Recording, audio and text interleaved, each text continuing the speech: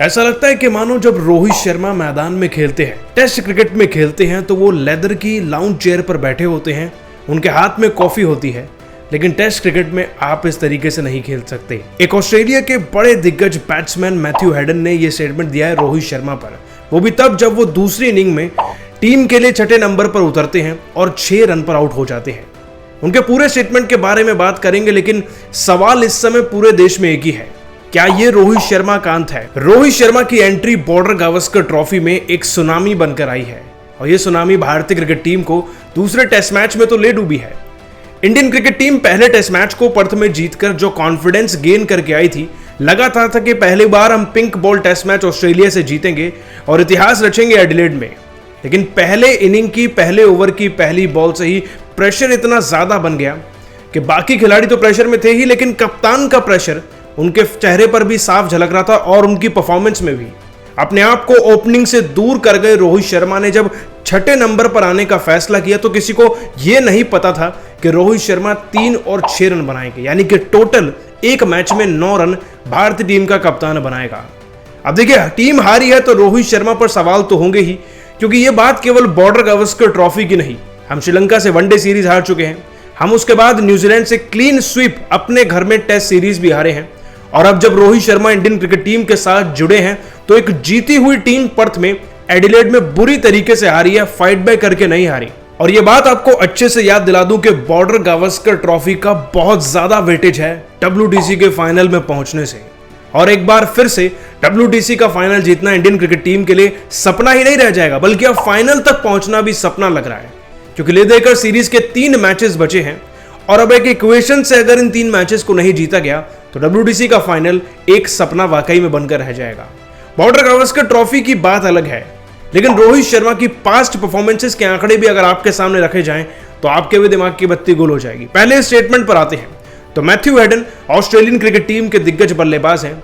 जब रोहित शर्मा बल्लेबाजी कर रहे थे और वो गेंद पर पैट कमिंस की शायद आउट हो जाते हैं, तो उसके बाद उनकी टिप्पणी निकल कर आती है कि रोहित शर्मा जिस अंदाज से मैदान में बल्लेबाजी करते हैं, ऐसा लगता है कि कोई मानो अपने लेदर के लाउंज चेयर पर बैठा हुआ है, उसके हाथ में कॉफी है और वो वैरायटी ऑफ शॉट्स मैदान में नहीं लेकर आ रहे टेस्ट क्रिकेट में। ऐसा हेडन का कहना था। हालांकि उन्होंने ये भी कहा कि विराट कोहली अलग तरीके से खेलते हैं, शुभमन गिल का स्टाइल अलग है, लेकिन हमें रोहित को प्रेज करना चाहिए कि वो क्रिकेट और अपनी बैटिंग को इतना आसान बनाकर दिखाते हैं कि वो कभी कभी इसमें भी बड़ी पारियां निकालते हैं। और साथ ही उन्होंने अपनी बात को जस्टिफाई करते हुए इंडियन फैंस का दिल रखने के लिए यह भी कह दिया कि फॉक्स, आपको इस बात को समझना होगा कि जो गेंद थी वो अपने आप में इतनी ज्यादा अच्छी थी कि रोहित भी उस पर बीट हो गए। लेकिन पहले तो उन्होंने ये बात को कह दिया था ना कि रोहित शर्मा अपने लाउंज पर बैठकर खेल रहे हैं, तो ऐसा उनको इसीलिए प्रतीत हुआ क्योंकि रोहित शर्मा शायद इस मैच में थोड़े से सहमे हुए थे, क्योंकि Indian cricket team already back foot पर थी और प्रेशर आना रोहित शर्मा की कप्तानी की पहली निशानी है। नो ऑफेंस, रोहित शर्मा एक बहुत अच्छे बल्लेबाज हैं, लेकिन अब जब मैं आपको उनके आंकड़े बताऊंगा, पिछले कुछ आंकड़े बताऊंगा स्पेशली, तो आपके होश उड़ने वाले हैं। चलिए ज्यादा दूर नहीं जाते, हम पिछली 6 पारियों की बात करते हैं। कप्तान रोहित शर्मा पिछली 6 पारियों में टेस्ट में कहां पर हैं आप सभी जानते हैं। 2 रन, 52 रन, फिर 0, फिर 8 और फिर 18 और 11, यानी कि इस मैच से पहले जो 6 पारियां थी उनका टोटल भी 100 नहीं बनता। इनफैक्ट इस मैच में भी रोहित शर्मा ने 3 और 6 ही किया है, और यदि ऐसी परफॉर्मेंसेस रोहित शर्मा की कंटिन्यू रहेंगी तो ना सिर्फ टॉप के बल्लेबाजों के चार्ट्स में से उनका नाम डिसअपीयर हो जाएगा, बल्कि एज अ कैप्टन भी लोग उन्हें एक्सेप्ट करने से मना कर देंगे। और अगर आपको यह लग रहा है कि मैं आपको पिछली 6 पारियों के बारे में बता रहा हूं, तो 1 मिनट, मैं आपको उनकी और पुरानी पारियों के बारे में भी बताना चाहूंगा। अब इस मैच को जोड़कर अगर हम रोहित शर्मा की पिछली 12 पारियों के रन भी जोड़ देना, तब भी 150 से ज्यादा रन नहीं बनते। 12 पारियां यानी कि 6 मुकाबले। पिछले 6 टेस्ट मैचेस में टोटल मिलाकर के भी रोहित शर्मा 150 रन नहीं निकाल पाए हैं, और वनडे में भी उनका हाल बुरा है, क्योंकि श्रीलंका के साथ में तो हम वनडे सीरीज हारे ही थे, साथ ही साथ वनडे में भी एक लंबे अरसे से उनका शतक नहीं निकल कर आया। इस साल उन्होंने टेस्ट में शतक जरूर लगाया था, लेकिन पिछली कुछ पारियों के आंकड़े फेवर में तो बिल्कुल भी नहीं है। तो रोहित शर्मा के तारे कहीं ना कहीं गर्दिश में लग रहे हैं। कई फैंस ने तो ये तक कह दिया है कि शायद बुमराह अब उनसे बेटर कैप्टन हैं, उनकी फिटनेस बेटर है, मैदान में वो बहुत ज़्यादा स्पॉन्टेनियस रिएक्शन करते हैं, प्रेशर कम लेते हैं और टीम को स्टेबल तरीके से संभालते हैं। टेस्ट की बात कर रहा हूं मैं।